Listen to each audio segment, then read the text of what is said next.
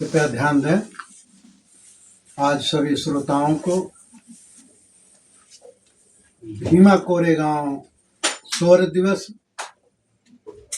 के उपलक्ष्य में मैं उन सभी 500 मराठों को साधुवाद करता हूं, नमन करता हूं और नववर्ष की शुभ मंगल कामना करता हूं कि आप सभी देशवासी को सुख समृद्धि बनी रहे। तो आज जो कोरेगांव की घटना है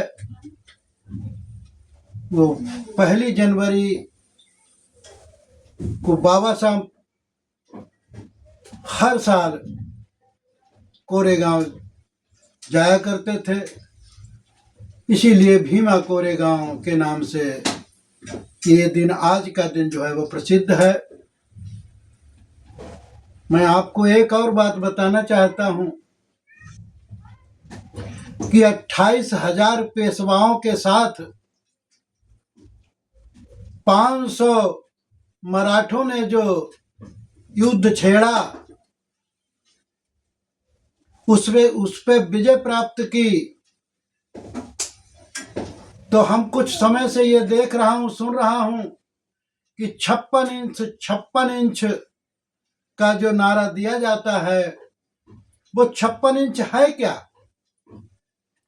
वो 56 जो है, 56 की जो गिनती है वो 28,000 पेशवाओं को 500 मराठों ने पराजित किया था।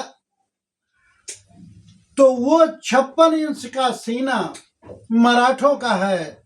मराठों की शहादत से, उनकी शौर्य से हमको 56 की गिनती मिलती है, जो 28,000 पेशवाओं को उन्होंने पराजित किया था।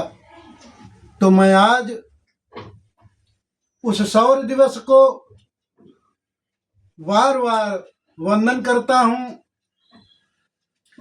और मैंने आज कुछ बाबा साहब के बारे में, अंबेडकरवाद के बारे में 2 शब्द लिखे हैं, वो आपके सामने प्रस्तुत कर रहा हूं कि सर्वप्रथम तथागत सम्यक संबुद्ध विश्व गुरु, शांति के पैगंबर, करुणा के सागर को मेरा पांचांग प्रणाम। भारतीय संविधान के शिल्पकार, राष्ट्र निर्माता, पीड़ित मानवता के मसीहा, विश्व के ज्ञान दीप, सिंबल ऑफ नॉलेज,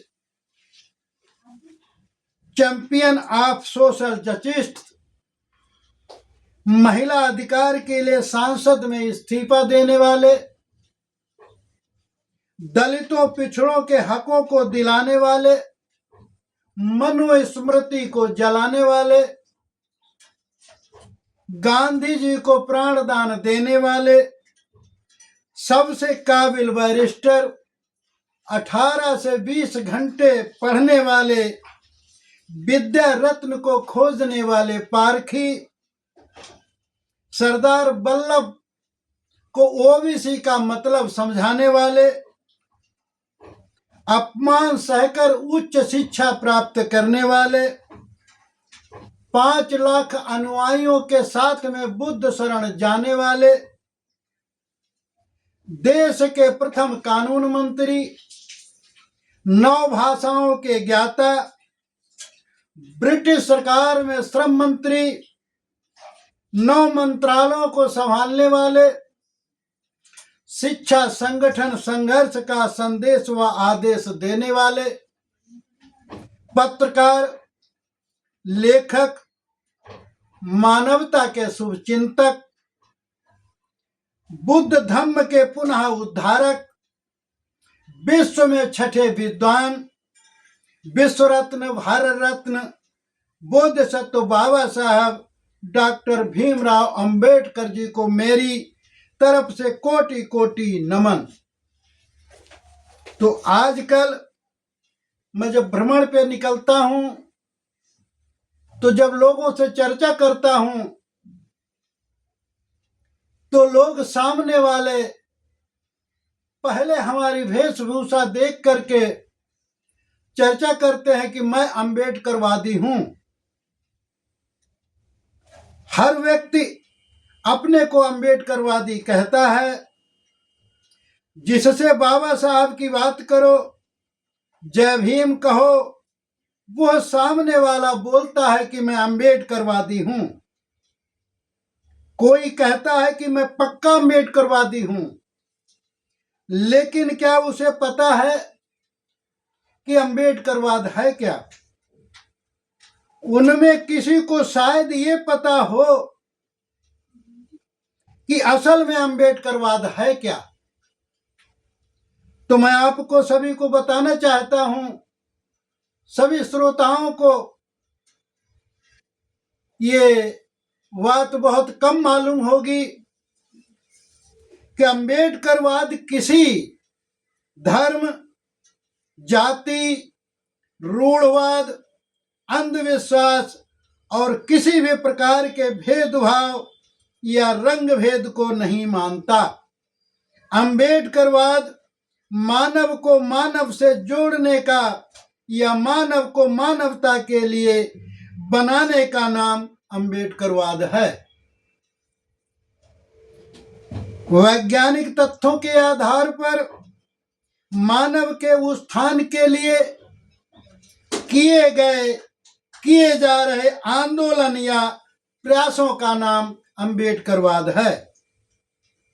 भाइयों, सभी श्रोताओं, मैं आपको और बताना चाहता हूं कि एक अम्बेडकरवादी होना तभी सार्थक है कि जब वैज्ञानिक दृष्टिकोण को समाज और मानवता के हित में रखकर कार्य किया जाए।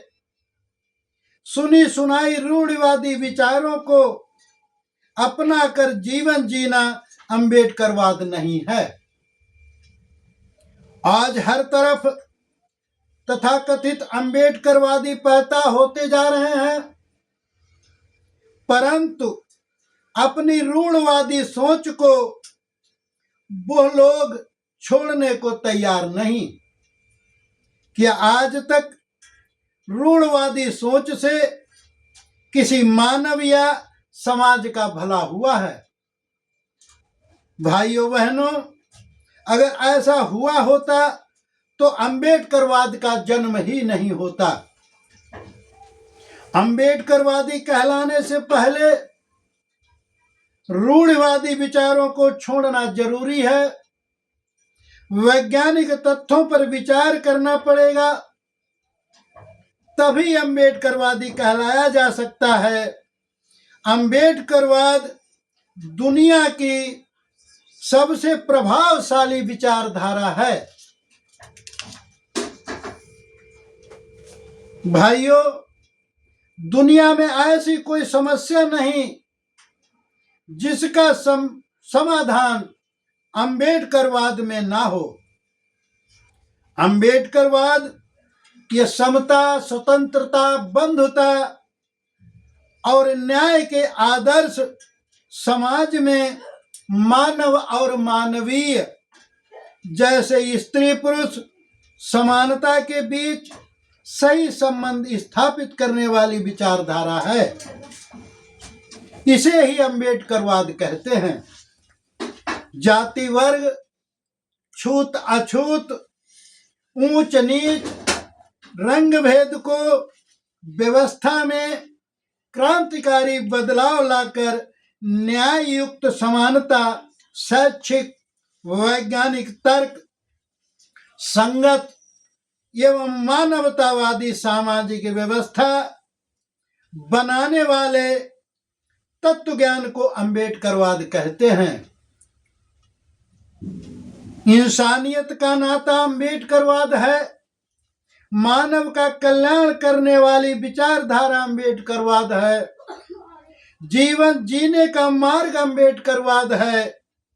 तो कृपा करके अम्बेडकरवादी लोग ध्यान दें कि मैं अम्बेडकरवादी हूं, ऐसा कहने से पहले अम्बेडकरवाद की दी हुई शिक्षाओं उन पर अमल करना, तभी सच्ची श्रद्धांजलि बाबा साहब को समर्पित होगी।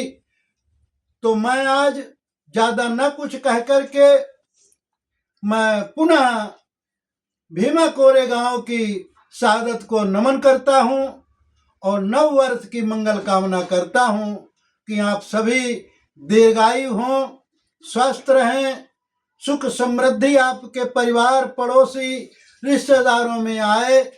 इन्हीं शब्दों के साथ में मैं सभी का साधुवाद करता हूं। साधु साधु साधु।